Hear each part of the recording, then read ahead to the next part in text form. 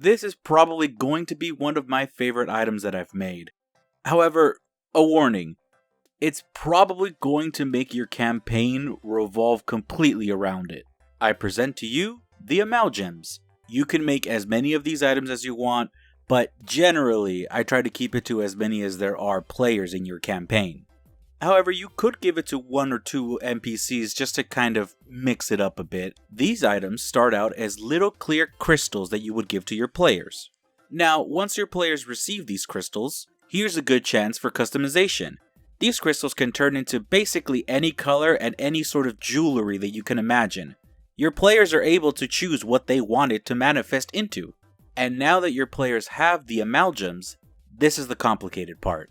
Because I wanted these items to kind of be an incentive for more roleplay, I made it so that there are tiers of interactions that each player needs to have in order for each level of this amalgam to unlock.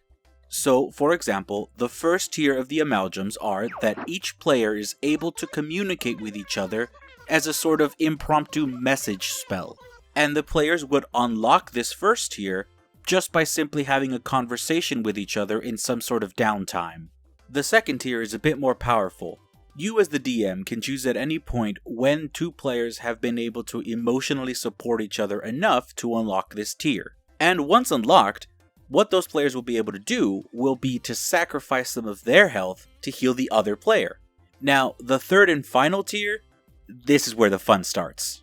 For this tier, I figured that you can either choose to give it to your players when you think the story would benefit from it, or if you want a bit more of a numbers game, you can give it to them after a certain threshold of sacrificed health has been reached. Once this is unlocked, the gem will speak to the players in their mind, asking them to decide on a power word. And when the players speak this power word, their characters will fuse.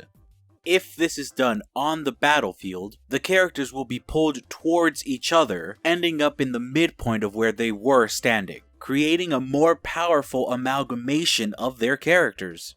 And this is the point where you can get very creative.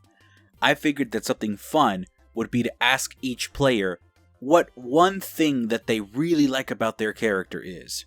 A spell or an ability or anything like that. Once that's answered, you can each try your best to try to combine those 2 things in order to make that amalgamation have one really unique skill that they can do. And because it's a fusion and it's supposed to be strong, I figured that stat-wise, it would inherit the best out of the 2 characters. So for example, if one character has a +3 in their strength and the other character has a 0, the +3 would be the thing to be carried over. And the same goes for each stat, except for health. I want this thing to be beefy. Let's take the character who has the least amount of health. Cut that health in half, and add that to the other character to get your new total. So if you have any suggestions on how to balance this maybe a little better, please leave them in the comments below. And if you go wild and just kind of use this the way it is, please let me know. By the way, your players should either take turns controlling the amalgamation or just kind of decide what to do together. Bye!